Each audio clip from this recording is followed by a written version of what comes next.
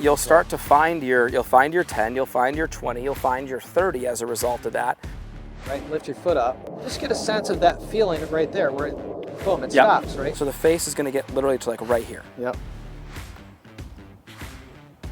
Perfect. How about that?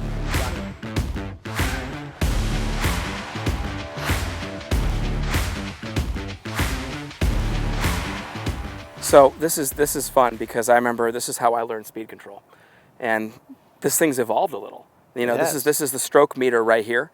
Always had colors, and this is at the, you know, when I learned it was 50-50, right? So you can see that, you know, I would go here to here for a certain length. It'd be then here to here for a certain length. Right. And there to there for a certain length, and always maintaining the rhythm that was consistent, right? I'll tell you what you're learning about that, which so many amateurs don't. Like we had, when I did these short game schools, remember the 440 where we'd set up a 4-foot putt and a 40-foot putt. Yep. And then you look at someone's backstroke and you take a video of it and you can see most amateurs, they have the same backstroke. Signature backstroke. Yeah, signature backstroke. And so what they're doing is they're trusting their brain to go, I'm going to slow the putter down or I'm going to hit it harder. And so they're always changing their tempo. So inconsistent. Right? And so what you learned right there is you learn that the length of your backstroke should dictate the speed that the ball is going to roll. So if I got to hit it further, I swing it back further. And you think about a pendulum, well, when a pendulum goes back, it goes up. Well, gravity has the greatest influence, so when it comes back down, that's going to influence speed, right? So that's how I'm getting the club to go faster. So with I-line golf, I talked to them and I said, look, you know, the way I see this, and more and more tour players that I watch, you know, once they really work on their speed control, their follow-throughs are a little shorter than backstroke. And you know, I'm a why guy. I'm like, why is that? It makes common sense. So if you think about a pendulum, if there's nothing there and I just let it swing, it's going to go through the same distance it went back.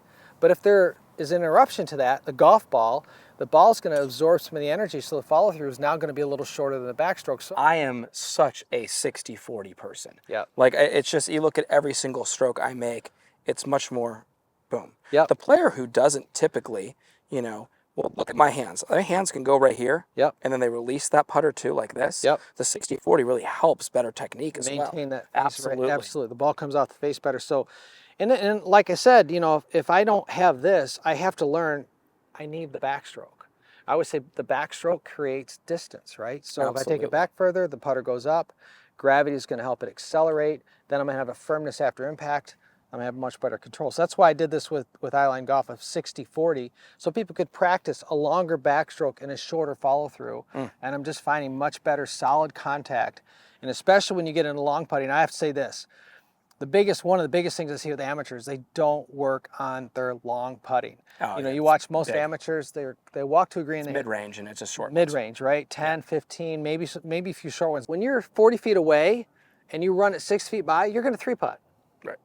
And you're not going to get better with touch and feel unless you work 30, you know, I always say work 30, 40, 50, even 60 feet out and really work on what I call a long, you know, let me borrow the putter, a long, right, to a short stroke where you start feeling, you know, like I think this is a cool drill. If you just go like this, right, lift your foot up, put in the way of the shaft, just get a sense of that feeling right there where it, boom, it stops, right? So if I want to hit it further, I'm just going to let it go back further, right? So just teach people long to short follow through, long to short stroke versus short to long for lag putting can be really, really helpful. I just love the visual here for people though. This is really nice. This is such a cool development. It's pretty simple, getting 60-40, yeah.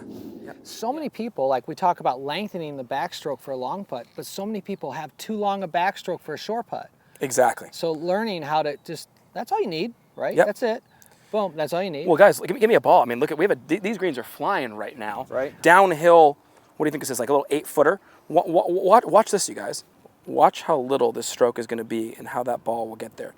So the face is going to get literally to like right here. Yep. Perfect. How about that?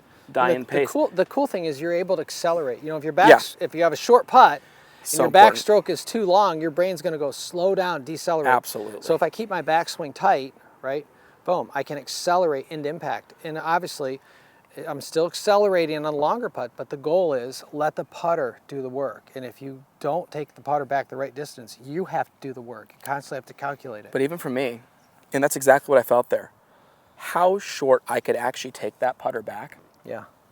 and still get it there. And that's something that we actually used to work on. I like this paired with a little free app of the Metro Timer on the iPhone. Yeah. Plug in your number and literally just sit in here and just kind of, 1, 2, 1, 2, 1, 2, 1, 2. Perfect, right? And And like you then said, watch with that no progression. hole, with no target. Yeah. Just roll it and watch the ball roll out and start to learn your speeds.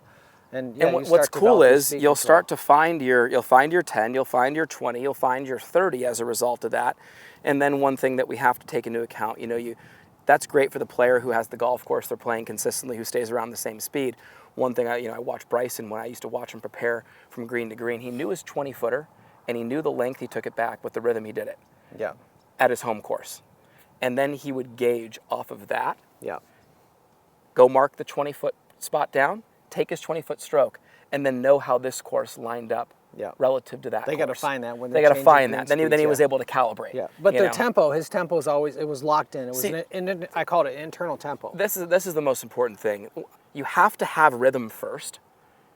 Otherwise, you're just not going to know how far to take it back. Right. If your rhythm's always changing, you're never going to be able to develop the proper length stroke. So I sit here and I look at this putt, and I already know my rhythms. That 1-2 is already going through my head, and I can already feel my stroke at that spot without even having to even take a practice stroke because Yeah.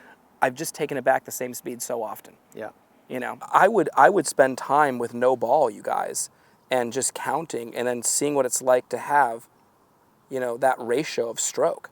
Love that. I think it's important to feel that. If you do, like you said, you do that with a metronome and just even close your eyes and listen. Yeah, and then you add the metronome, and then I would add the ball. But you got to ingrain that, and it's funny how the ball gets in the way, and we get sometimes, ball bound, and I think it's important, to feel this out a few times. But what I like about it is, don't even putt to a hole. Literally, just do one frame, second frame, third frame. Maybe have a metronome going with that 72, 73 beats per minute, which is Yeah. about that average on Yeah. tour. And then watch Mine the ball roll 73. out, Watch right? the ball roll out, and then look at the difference in distances that you get. At Porzak Golf, we take a lot of pride in having developed some of the best and most consistent golf swings on the planet. We do this through simplicity. Our Full Swing Masterclass will take you on a step-by-step, easy-to-understand process on how to get your golf swing better than ever. Join the many before you who've utilized our Full Swing Masterclass to take their games to the next level and beyond.